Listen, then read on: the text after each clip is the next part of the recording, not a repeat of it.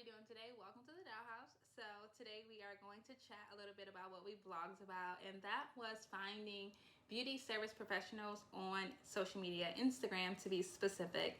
So as of lately, if you are on social media like I'm on social media, there has been so many videos servicing of service industry professionals being less than professional. We've seen so many crazy things happen with people booking professionals that don't actually exist, or booking professionals that assault them, or professionals that give them horrible service and damage them in ways that are very hard to repair. So what we're going to talk about a little bit today is how to properly vet and find a beauty service professional on Instagram. And that is like nail techs, hairstylists, estheticians, makeup artists, photographers, anybody that takes care of our health and beauty needs, masseuse, professionals like that in the industry. So the first thing that you're going to pay attention to is don't pay attention to followers. Followers do not determine quality of work or exposure. Just followers are based on popularity. So that's not something you want to pay attention to very much so. But you do want to pay attention to likes.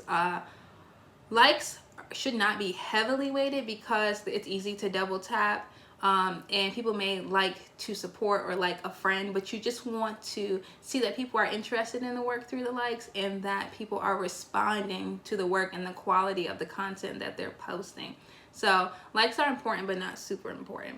Comments are more important than likes, because comments show that people want to show their affinity to that professional and to that brand. So you do want to look at the comments for multiple reasons. One, because it shows that people are invested in this service professional, which means they're going the extra mile to show that. Two, it gives you a quick glimpse into how that professional treats their fans, followers, and customers. You can check their response time to the comments. If somebody makes a comment of appreciation, or that they really like their work and it's taken them weeks to say thank you, or they're not saying anything at all, then you want to be mindful of that. That may mean that that professional is not very customer centric, or they can just be super busy, but it's something that you want to take into account. You want to take into account the comment time, if they're responding to comments, and the tone of their responses, because that shows how they communicate with their clientele. And you want to make sure that that is a way that you like to be communicated with, and it is on par with what you expect from your professional. So that's what you want to look for when you're looking at their comment section. After the comments, you want to kind of look at their booking process.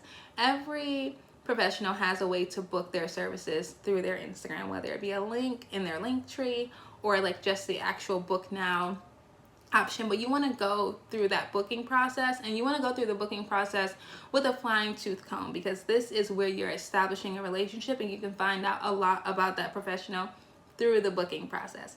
So you want to ask questions that you may have, and that person's response can kind of tell you a lot. So you want to make sure that that person is answering your questions quickly, efficiently, with great knowledge and expediency and patience, and that they are interested and they're knowledgeable. So if you have someone that's rushing your questions or ignoring your questions or pushing you to hurry up and book, then you might want to be a little bit cautious, because that person may not be the most professional.